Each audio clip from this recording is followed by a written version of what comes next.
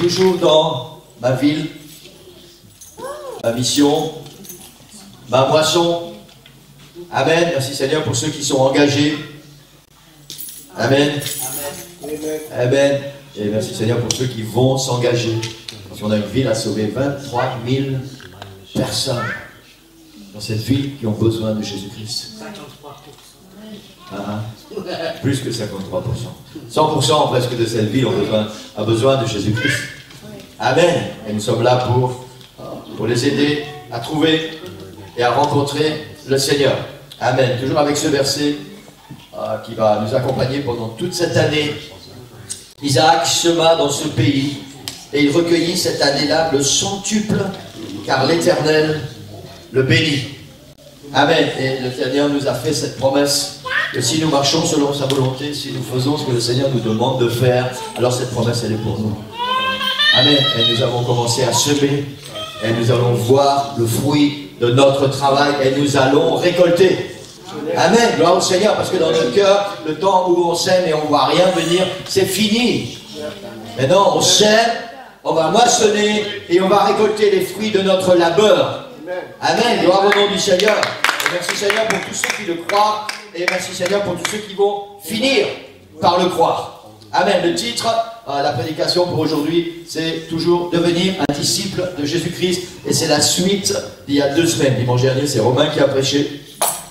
Amen. Il y a eu plusieurs commentaires sur la prédication de Romain. Je vous avoue que c'est la première fois où j'ai entendu notre assistant pasteur assez direct dans une prédication. D'habitude, il prend toujours des gants et là, il était assez direct et j'ai vraiment apprécié. Et je sais qu'il y a eu plusieurs commentaires qui ont dit c'est bien, on a besoin de ça. On a besoin de ça. Parfois, quand on est trop caressant, ça passe pas. Amen. Parfois, il faut dire des choses en face. Et merci Seigneur. De toute façon, vous savez, la parole de Dieu, elle est ce qu'elle est. Et le Seigneur, il ne va pas prendre des détours. Il dit aux pharisiens, hypocrites, les chefs religieux, ceux qui dirigeaient le peuple, hypocrites. Amen. N'allez pas dire à quelqu'un que c'est un hypocrite. Amen. Gardez ça pour vous quand même. Comment devenir un disciple de Jésus-Christ? Amen. On a vu déjà 2 caractéristiques du disciple de Jésus-Christ. Depuis début janvier, on travaille avec cette pensée disciple de Jésus-Christ. On a vu 2 caractéristiques. La première qu'on a vue, c'est l'obéissance. L'obéissance à la parole de Dieu, sans compromis, sans retenue et sans négociation. Et j'avoue que ce n'est pas facile.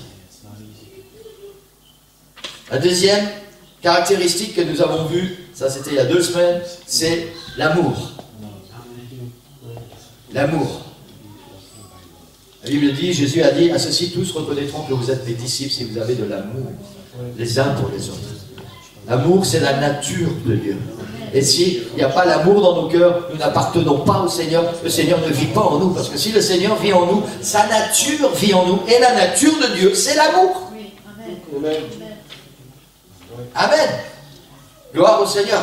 Le Seigneur Jésus nous enseigne une autre caractéristique. Et c'est ça que nous allons voir ce matin. Dans Matthieu, chapitre 16 et verset 24. Je vous rappelle que si vous voulez les prédications, je peux vous les envoyer par email, hein, comme ça vous avez toutes les références.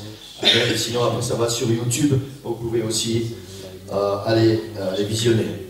Matthieu 16, 24, Jésus dit à ses disciples, si quelqu'un veut venir après moi, qu'il renonce à lui-même, qu'il se charge de sa croix et qu'il me suive. Amen. Amen. Peut-être quelqu'un va dire, oui, mais quel rapport avec le disciple? On va voir le rapport tout de suite. Dans Luc chapitre 14, verset 27, c'est toujours Jésus qui parle. Et il dit, quiconque ne porte pas sa croix et ne me suit pas, ne peut être mon disciple. C'est le genre de conversation que le Seigneur entretient avec son peuple et qu'on n'a pas toujours envie d'entendre. Vous savez, il y a des conversations agréables, puis il y a des conversations qu'on n'a pas vraiment envie d'entendre et on dit, bon Seigneur, tu peux passer à autre chose.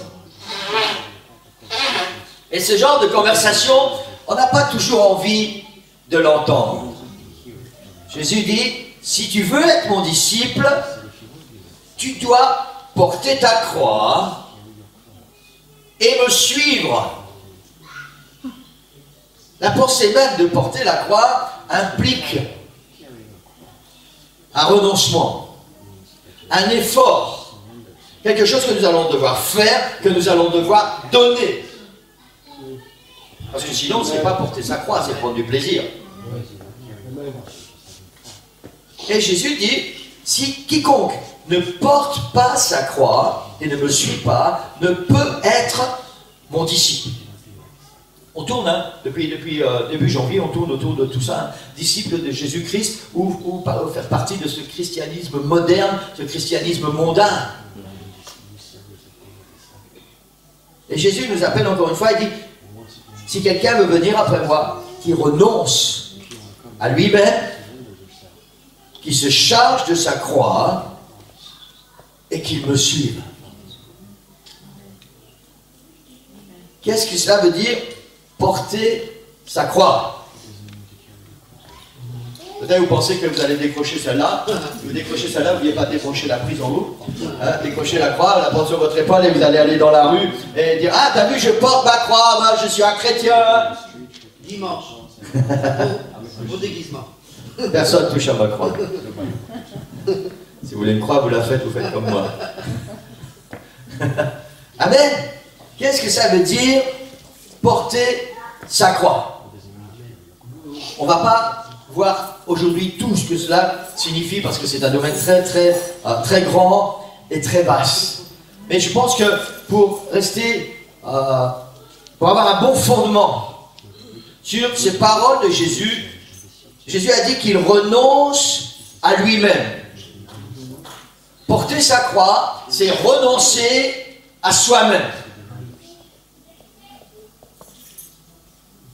Et pour bien comprendre ce que cela veut dire renoncer à soi-même, nous devons réaliser, nous devons nous souvenir que nous ne sommes que des pécheurs sauvés par grâce. Amen. Parfois nous oublions qu'avant d'avoir rencontré le Seigneur, nous étions esclaves du diable. C'est littéralement le mot que Jésus emploie et que la Bible emploie. Esclaves. Nous étions esclaves du diable. Et un jour, Jésus est venu voir le diable et il a dit, maintenant, je vais payer le prix pour les racheter. Nous. Et il a payé le prix, il est monté sur la croix et il est mort sur la croix. Et à partir de ce moment, nous avons changé de propriétaire. Nous sommes devenus esclaves de Jésus. Mais nous voulons bien apporter le nom du Seigneur, nous voulons bien prendre les bénéfices de la croix, mais nous voulons bien souvent continuer d'être qui nous étions avant.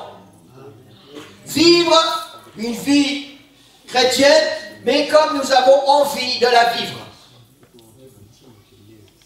Être chrétien sans porter sa croix.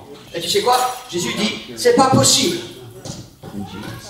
Tu peux pas être mon disciple sans porter ta croix. Sans renoncer à toi-même. Sans te souvenir que tu m'appartiens parce que tu es sauvé par grâce et j'ai payé le prix. Amen. Amen. Dans Galates 2, verset 20, l'apôtre Paul dit, j'ai été crucifié avec Christ. On parle de porter sa croix là. Et si je vis, ce n'est plus moi qui vis, c'est Christ qui vit en moi. Laissez-moi vous dire que si Christ vit en moi, alors c'est lui qui prend les décisions, c'est lui qui prend les initiatives, c'est lui qui a ses pensées qui sont à l'intérieur, c'est ce que lui veut qui doit diriger ma vie. L'apôtre Paul dit, ce n'est plus moi qui vis, c'est Christ qui vit en moi. Et si je vis maintenant dans la chair, ça veut dire si je suis encore dans un corps, je vis dans la foi au Fils de Dieu qui m'a aimé et qui s'est livré lui-même pour moi. Ça veut dire que même si je suis encore dans ce corps, c'est le Seigneur Jésus qui a payé le prix, qui vit en moi, qui va contrôler et guider toute ma vie. C'est ça que ça veut dire porter sa croix, renoncer à soi-même. Amen. Amen. Hallelujah. Amen. Alléluia. Galates 5, 24. Ceux qui sont à Jésus ont crucifié la chair avec ses passions et ses désirs. Ceux qui sont à Jésus-Christ ont crucifié. On a cloué sur une croix et on ne peut plus aller les chercher. On crucifié la chair avec ses passions et ses désirs. C'est ça que ça veut dire porter sa croix. Vous savez, cette ancienne nature, ce vieil homme qui est toujours là prêt à ressurgir, ses anciennes passées, ses anciennes passions, ses anciennes habitudes, ses anciennes pensées, tout ce que nous étions avant. La Bible dit ceux qui sont à Jésus-Christ ont crucifié ça. Le vieil homme. Amen. Amen. Dans Corinthiens 6, 9, l'apôtre nous parle de ceci, il dit, ne savez-vous pas que ceux qui pratiquent l'injustice, ça veut dire que ceux qui n'ont pas crucifié la chair avec ses passions et ses désirs. On va quelque part ce matin, l'église. On va quelque part. On n'est plus dans le christianisme populaire. Nous ne sommes plus dans le christianisme moderne. Nous parlons de disciples de Jésus-Christ. Nous parlons de l'église pour laquelle Jésus a donné sa vie. Ne savez-vous pas que ceux qui pratiquent l'injustice n'auront aucune part au royaume de Dieu? Waouh! Aucune part. Ne vous y trompez pas. Il n'y aura point de part dans l'héritage de ce royaume pour les débauchés, ceux qui vivent dans le désordre, dans la débauche, les idolâtres, les adultères, les pervers ou les homosexuels, ni pour les voleurs, les avares, pas plus que pour les ivrognes, les calomniateurs ou les malhonnêtes. Voilà bien, l'apôtre dit, voilà bien ce que vous étiez, certains d'entre vous.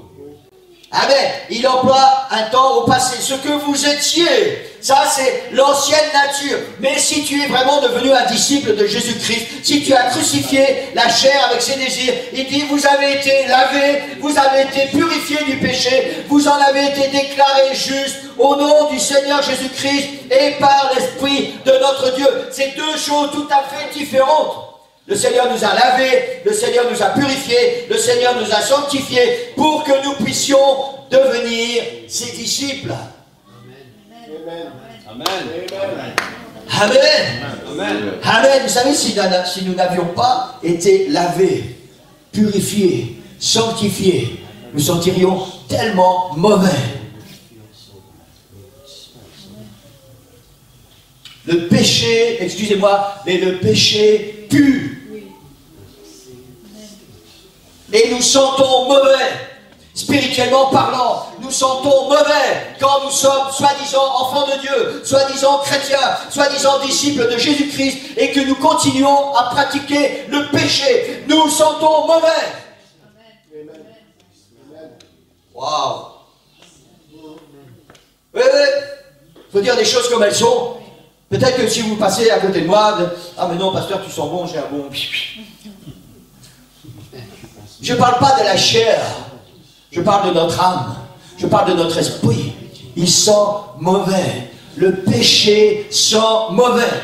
Et il pollue notre vie.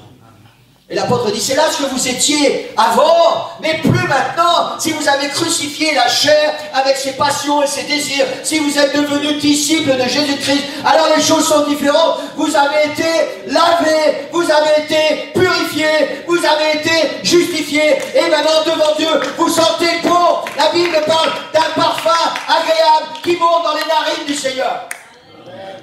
Wouh! C'est tellement différent, Église. Non? Alléluia.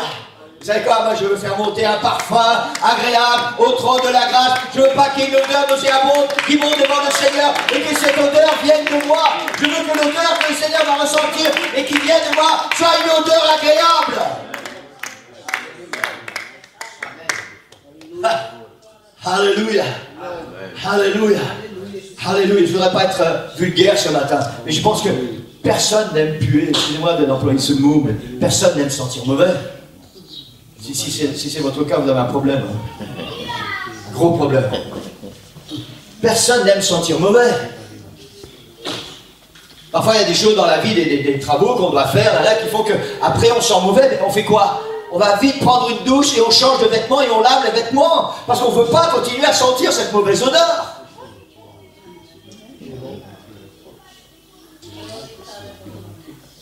Est-ce que nous aimons sentir bon dans la présence du Seigneur? Est-ce que nous aimons sentir bon en tant qu'enfants de Dieu, en tant que disciples de Jésus-Christ? Ou est-ce que cette mauvaise odeur ne nous dérange pas? Wow.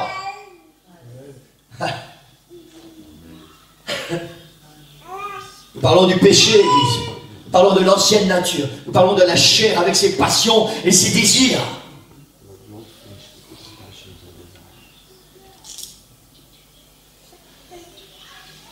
La Bible nous enseigne qu'il faut renoncer à notre nature charnelle, celle qui nous contrôlait, avant de donner notre vie et notre cœur au Seigneur.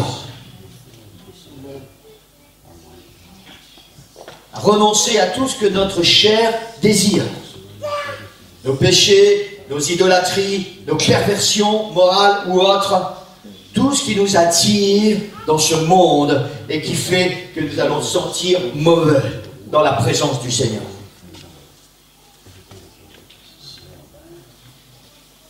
Jésus nous appelle à porter notre croix. Et ça veut dire quoi? Porter notre croix. Je vous ai dit, on ne peut pas voir tout ça ce matin parce que c'est trop vaste. Donc j'ai choisi juste quelques petites définitions. Porter sa croix, c'est se battre chaque fois que le péché vient pour nous séduire et nous éloigner du Seigneur. Être vigilant. Porter sa croix, c'est se battre pour obéir au Seigneur et non à nos désirs personnels. Porter sa croix, c'est se battre pour se sanctifier et être séparé du monde. Porter sa croix, c'est faire tout ce qu'il faut pour être la lumière du monde et le sel de la terre. Porter sa croix, c'est endurer la moquerie des autres parce que nous sommes enfants de Dieu. Porter sa croix, c'est souffrir à cause du nom de Jésus et de notre foi. Sarah Michel est d'accord. Elle dit bravo. Porter sa croix, c'est aimer Jésus plus que soi-même.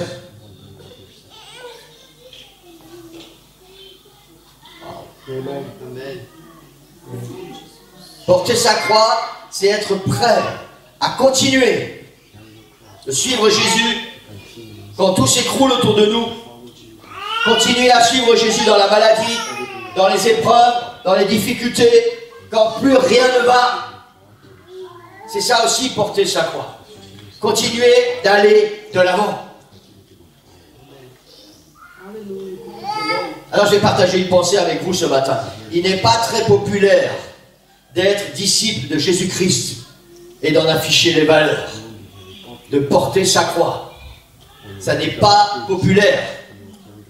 Ces valeurs sont désuètes et ridicules aux yeux de ce monde qui vit dans les profondeurs des ténèbres et aux yeux du christianisme moderne qui vit dans les compromis. J'ai entendu de mes propres oreilles et j'ai vu de mes propres yeux. On ne m'a pas rapporté ça. Je l'ai vu et entendu. Une femme évangéliste prêcher à des milliers de personnes dans un grand stade et dire voilà ce que je veux faire avec tous ces pasteurs pentecôtistes qui prêchent la sainteté. Je vais les emmener sur une haute montagne et je vais les pousser en bas. Parce que son enseignement, c'est le compromis. Tu peux, t'inquiète pas. Tu peux. Ça, c'était avant. Et chaque fois que cette femme qui se dit évangéliste et qui est mondialement connue, à un rendez-vous, il y a des milliers de personnes qui viennent remplir les stades. qui viennent l'écouter et qui applaudissent. On va jeter en bas de la montagne les prédicateurs qui prêchent la sainteté et la sanctification. Seigneur, où va-t-on? Où va-t-on, Église?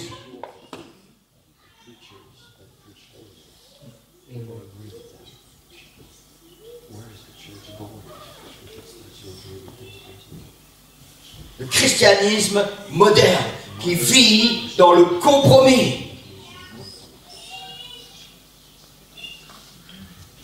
Le disciple n'a pas honte des standards bibliques de sainteté et de pureté. Il n'a pas honte de Jésus. Amen. Si vous avez honte de Jésus, si vous avez honte des standards de sainteté, vous n'êtes pas encore un disciple de Jésus-Christ. Il y a encore un chemin à faire, encore un chemin à parcourir. Amen. Nous sommes toujours avec cette question, comment devenir un disciple de Jésus-Christ?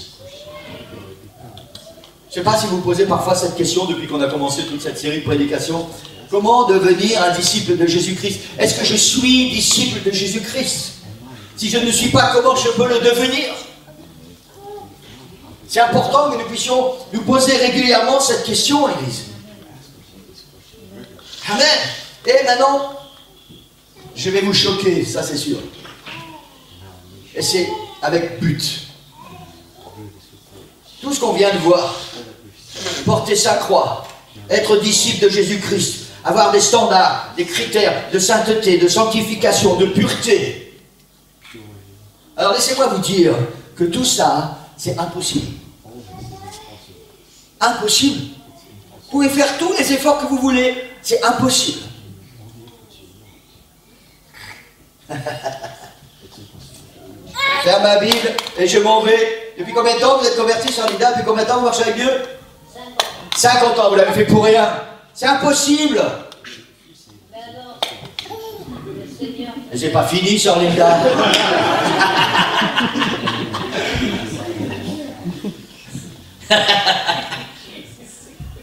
Croyons-nous un seul instant, Église. Le Seigneur nous demande d'être son disciple, de porter notre croix, d'être sanctifié et saint pour lui. Si c'est impossible, croyons-nous que le Seigneur est assez stupide pour nous demander des choses? Il sait très bien que c'est impossible. Répondez ce que vous voulez à cette question, mais ma réponse à moi c'est non, non et non.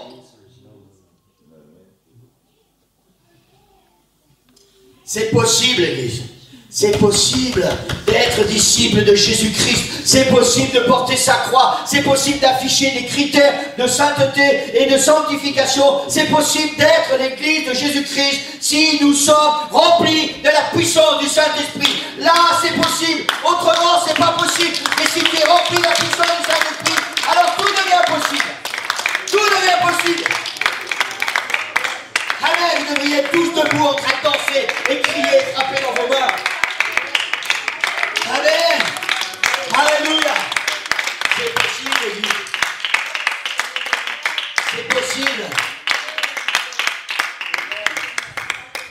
Alléluia. Alléluia. C'est impossible d'être disciple de Jésus sans que sa nature et sa puissance ne vivent en nous. Mais nous devenons disciples de Jésus-Christ. En tout cas, nous avons le pouvoir de devenir quand l'Esprit du Seigneur vit en nous. J'ai dit nous avons le pouvoir, parce qu'en plus d'avoir le pouvoir, après il faut le vouloir. Parce que tu peux très bien recevoir la puissance du Saint-Esprit, tu peux recevoir le baptême du Saint-Esprit et ne pas vouloir devenir un disciple de Jésus. Notre Église a connu plein de personnes comme ça, qui ont voulu recevoir le Saint-Esprit, qui ont reçu le Saint-Esprit, mais ils n'avaient pas envie de changer, ils n'avaient pas envie de porter leur croix, et ils sont partis. Et si le Seigneur te remplit de sa puissance, de la puissance de son Esprit, alors tu as tout ce qu'il faut pour devenir un disciple de Jésus-Christ, pour vivre une vie sanctifiée, séparée, pour être la lumière du monde et le sel de la terre. Amen. Et ça, quand Satan va venir te voir, et il va dire c'est pas possible, les critères que Dieu te demande, tu ne peux pas les accomplir, alors tu lui dis, oui, parce que l'Esprit de Dieu qui est en moi est plus grand que toi, et il me donne la force, il me donne le pouvoir, et il me donne l'autorité pour réussir. C'est possible, c'est possible. Amen. Alléluia. C'est possible que quand tu vas te regarder dans le miroir, tu arrêtes de penser que tu es faible, que tu es misérable, et que maintenant tu te regardes et tu vois en toi un enfant de Dieu, quelqu'un de victorieux. C'est possible si l'Esprit de Dieu habite en toi. Amen. Alléluia. Alléluia. La méditation pour cette semaine, je sais que Romain, quand j'ai sorti la méditation dimanche dernier, j'ai dit Seigneur, je ne sais pas ce que Romain va faire avec ça, mais toi tu t'occupes de ça. Amen, parce que c'est lui qui va nous conduire le jeudi dans la prière avec la méditation de la semaine, et il s'en est très bien sorti. Amen. J'avais qu'une chose, une hantise, c'est qu'ils prennent ma prédication de ce matin. Et merci Seigneur, parce que le Seigneur l'a éclairé d'une autre manière et on a été bénis pour ceux qui étaient là jeudi. Amen. La méditation la semaine dernière, c'était dans Nombre 11, 25. L'Éternel descendit dans la nuée. Vous savez, il y a Moïse qui, avec tout ce peuple d'Israël, qui sort d'Égypte. Et ces gens, vous savez bien comment ils sont, hein. Ils sont jamais contents. C'est pas comme nous, hein. Nous on est toujours contents. Hein?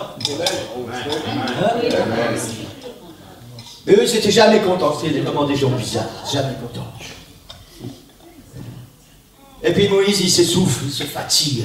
Puis son beau-père vient le voir, et il voit Moïse, il dit ah oui, mais arrête, tu vas mourir, mon gars. Tu ne peux pas porter ce peuple tout seul sur tes épaules. Et le Seigneur parle à Moïse, il dit, tu prends 70 anciens, 70 pour les Belges, et ils se réunissent. Et la Bible dit, c'est la méditation qu'on avait eue pour la semaine dernière, l'Esprit descendit dans la nuée, et parla à Moïse. Il prit de l'esprit qui était sur Moïse et il le mit sur les 70 anciens. Et dès que l'esprit reposa sur eux, ils prophétisèrent. Dieu a pris de l'esprit qui était sur Moïse, un homme extraordinaire, et il a répandu sur 70 anciens du peuple d'Israël. Et la Bible dit que dès que ça s'est passé, ces hommes ont commencé à prophétiser. Voilà, c'est merveilleux. Sauf si on lit la suite. La suite c'est, mais ils ne continuèrent pas. Ils ont reçu quelque chose de grand, de puissant, qui aurait dû changer leur vie, mais ils ne continuèrent pas. Et si nous étudions la vie du peuple d'Israël dans le désert, nous allons voir que pour toutes les petites choses banales, les Juifs, les Israélites allaient voir ces 70 anciens. Et dès que ça venait un petit peu compliqué, à nouveau sur les épaules de Moïse, ils ont reçu quelque chose, mais ils n'ont pas continué. Et je crois que tellement souvent, nous, enfants de Dieu, on a reçu ce qui peut nous arriver de mieux. On a reçu la puissance du Saint-Esprit. Pour la plupart, on a été baptisés du Saint-Esprit et quelque chose s'est passé dans nos cœurs, mais on n'a pas continué.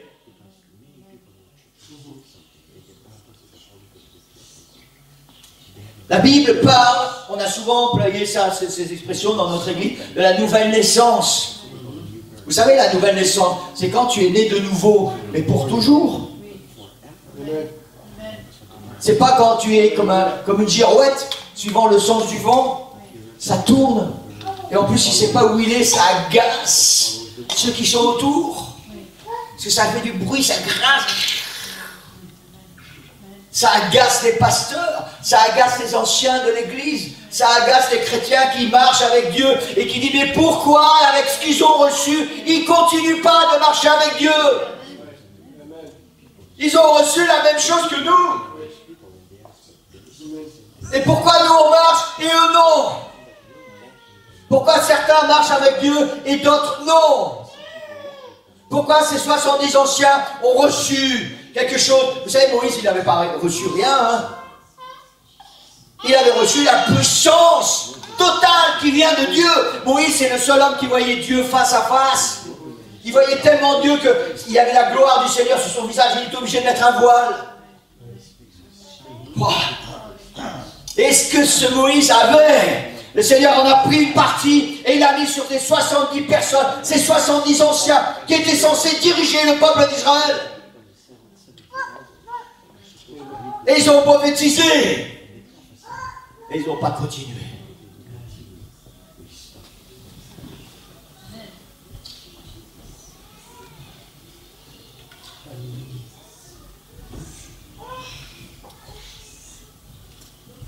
J'aimerais dire à quelqu'un ce matin,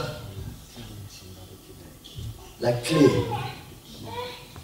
pour que ta vie soit une vie de victoire, une vie de puissance, c'est que tu sois rempli de la puissance du Saint-Esprit. Mais pas seulement aujourd'hui. Donnez-moi encore 5 minutes, j'ai terminé. Mais pas seulement aujourd'hui.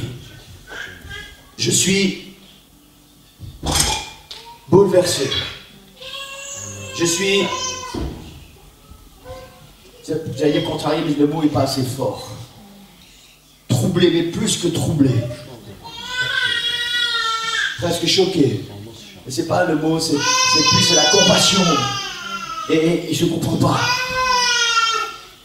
Pourquoi dans nos églises, vous savez, très peu d'églises ont un hôtel comme la nôtre, où les chrétiens peuvent venir ici, ils peuvent répandre leur cœur devant le Seigneur, recevoir le Saint-Esprit, recevoir la puissance du Saint-Esprit, le pardon, la guérison, recevoir tout ce qu'ils ont besoin, et quitter ce lieu différent. Très peu d'églises pratiquent ça. Les gens restent assis sur leur chaise, la prédication est terminée, on chante un dernier chant et on dit au revoir à dimanche. Et il y a toujours quelque chose de tellement fort dans mon cœur. Quand je vois tout ce qui se passe ici, tout ce que Dieu nous donne, tout ce que le Seigneur fait, son esprit qui est répandu dans nos vies, et puis dès qu'on a franchi la porte après la réunion, ils ne continuèrent pas. L'ancienne nature, la vie d'avant reprend ses droits. Ça m'accable, l'Église. C'est un poids, un fardeau sur mes épaules. Je voudrais tellement que chacun de nous, quand on quitte ce lieu, ça continue. On garde ce qu'on a reçu, on travaille avec, et ça continue. Sinon, ça ne sert à rien.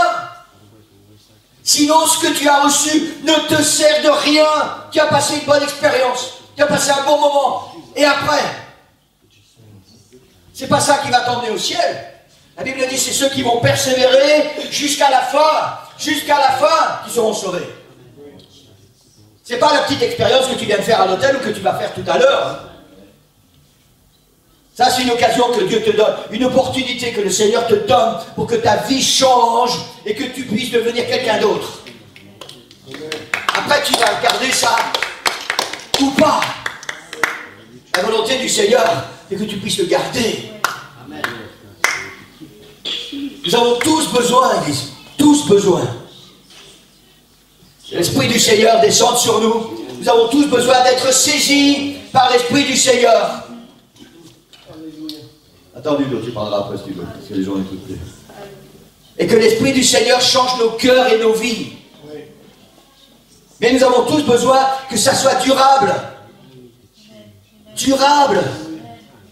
Vous savez, si tous les gens, chrétiens ou non, qui ont traversé notre Église depuis 22 ans qu'elle existe, étaient restés fidèles, si l'expérience qu'ils ont faite avec le Seigneur avait été une expérience durable, nous serions plus que 400 dans cette Église.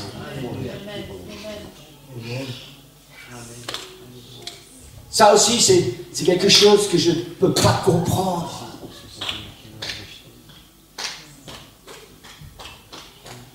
Pourquoi l'enfant de Dieu est-il si vite découragé? Pourquoi est-il si vite happé par le monde, attiré par cette spirale qui pue et qui détruit? Ils prophétisèrent, mais ils ne continuèrent pas. La Bible parle d'un homme qui s'appelait Othniel. Othniel. C'était un juge en Israël.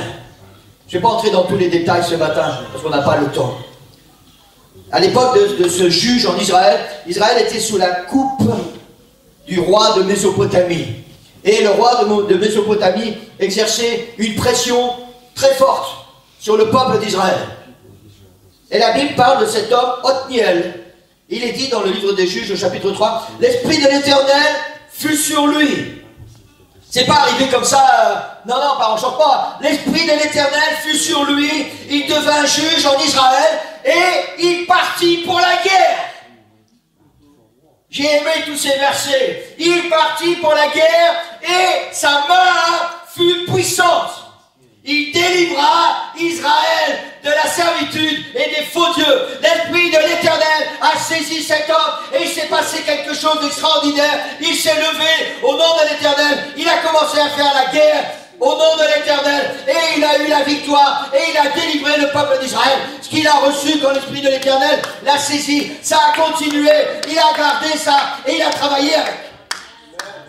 Et à cause de ça, Israël est sorti de la servitude. Amen. Ça ne s'est pas arrêté juste quand l'Esprit de l'Éternel l'a saisi. Ça a continué après. La Bible nous parle d'un autre homme, un autre juge, Gédéon. Gédéon, c'était un jeune homme. Et je ne vais pas vous raconter sa vie, vous pouvez lire ça dans le Juge chapitre 6. La Bible dit, Gédéon fut... Qui connaît sa Bible? Revêtu de la puissance de l'Éternel. Gédéon fut revêtu de l'Esprit de l'Éternel. Il sonna de la trompette. Abiézer fut convoqué pour marcher à sa suite. Et vous savez ce qui s'est passé? Vous savez pourquoi la Bible nous raconte ça? Parce que du temps de Gédéon, il y avait Madian. Madian, c'était aussi un oppresseur d'Israël. Et c'était des gens infâmes. Ils attendaient que Israël ait semé, qu'il se soit bien crevé à cultiver la terre, qu'il s'est semé et que la récolte soit presque bonne à prendre. Et ils venaient et ils détruisaient tout. Et ils laissaient le peuple sans rien. Et ça pendant des années, des années, des années. Mais la Bible dit, un jour, Gédéon fut revêtu de l'Esprit de l'Éternel, il sonna de la trompette et ils sont partis à la guerre et ils ont vaincu Madian. Parce qu'il a été revêtu de l'Esprit de l'Éternel. Et il a continué à garder ça. Et il a travaillé au nom du Seigneur. Et ils ont pris la victoire. Alléluia. Alléluia. Tout le monde connaît Samson. Vous connaissez Samson?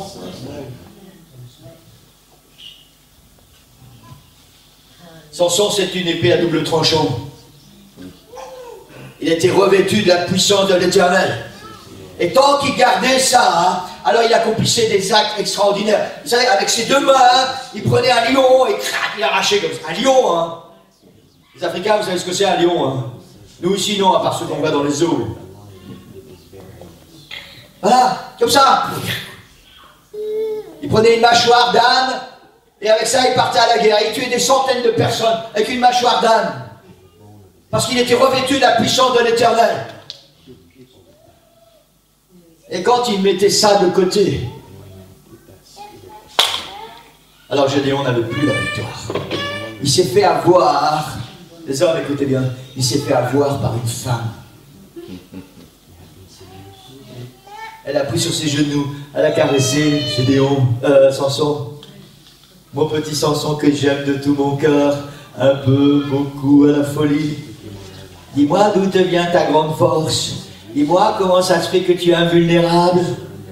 Tu dis que tu m'aimes, alors révèle-moi ton secret. Il a écouté la voix du diable. Parce que là on ne parle pas d'une femme, cette femme était utilisée par le diable. Il a écouté la voix du diable et il a perdu sa victoire.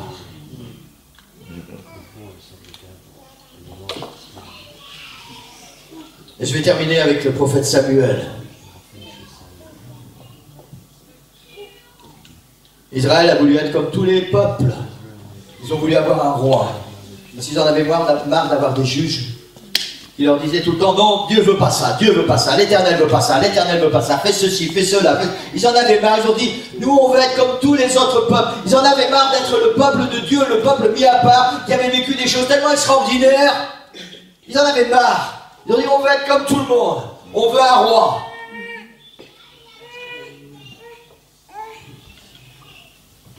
Et le Seigneur a parlé à Samuel. Et il a dit à Samuel, voilà ce que tu vas faire. Et voilà ce que tu vas dire au futur roi d'Israël. Écoutez bien. Dans 1 Samuel 10, pour ceux qui veulent aller voir ça à la maison. Samuel dit au futur roi, l'esprit, tu vas rencontrer des prophètes.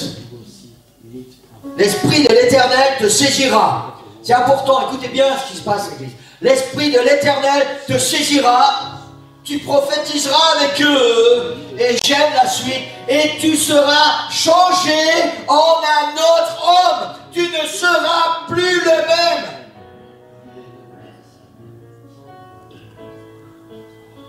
Tu seras changé en un autre homme.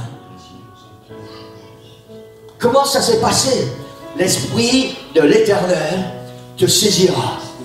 Je vous ai dit tout à l'heure, sans l'Esprit de l'Éternel dans nos vies, nous ne pouvons pas porter notre croix. Nous ne pouvons pas être des disciples. Nous ne pouvons même pas prétendre être enfants de Dieu. Mais si l'Esprit du Seigneur vient et si nous sommes remplis de la puissance du Saint-Esprit, alors c'est possible. C'est ce qui s'est passé avec ce roi d'Israël. Samuel lui dit, l'Esprit de l'Éternel te saisira, tu vas prophétiser et tu seras changé en un autre homme. Et la question ce matin, pour chacun de nous, c'est est-ce que nous avons envie de ça? Ou est-ce que nous voulons continuer comme ces 70 hommes des anciens d'Israël? On reçoit quelque chose de la part du Seigneur, on prophétise, on est béni, et on s'en va, et on oublie. Ou est-ce que nous voulons être comme cette promesse que Dieu donne à Samuel pour le roi d'Israël? Tu seras changé en un autre homme. Tu ne seras plus jamais le même.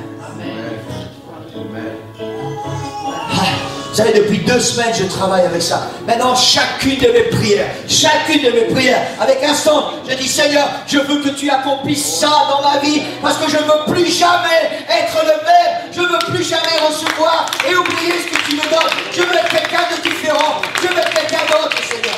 Que tu vas changer, que tu vas transformer. C'est ma prière, Église. Et je vis avec ça. Je prie avec ça, même la nuit quand je me réveille. L'Esprit de l'Éternel te saisira, tu vas prophétiser et tu seras changé en un autre homme. Est-ce que quelqu'un ce matin a ce désir dans son cœur? Je veux être changé, un autre homme, une autre femme. Je veux devenir quelqu'un de différent. À partir de maintenant, je veux que quand je vais quitter ce lieu, tout à l'heure, ce que j'ai reçu, ça continue de m'accompagner. Wouh! Alléluia! Alléluia! Alléluia! Alléluia! Acte 1:8, il est dit, vous recevrez une puissance. Vous recevrez une puissance. Le Saint-Esprit survenant sur vous. Et vous serez mes témoins. Et vous serez mes disciples. Et vous serez transformés. Et vous serez changés en un autre homme, une autre femme. C'est la promesse que le Seigneur a faite à ses disciples. Et c'est la promesse qui concerne l'Église de Jésus-Christ. Elle nous concerne chacun de nous. Vous recevrez une puissance. Alors la question ce matin, il y a 2 questions. Pour ceux qui ont déjà reçu le baptême du Saint-Esprit. Et pour qui cette situation est similaire avec celle des 70 anciens du peuple d'Israël. Tu as reçu, tu as prophétisé, tu as fait des choses et tu as arrêté. C'est plus vraiment où tu es. Le Seigneur veut faire quelque chose dans ta vie ce matin. Il veut faire comme pour ce roi d'Israël. Il veut te saisir par son esprit pour que tu ne sois plus jamais le même.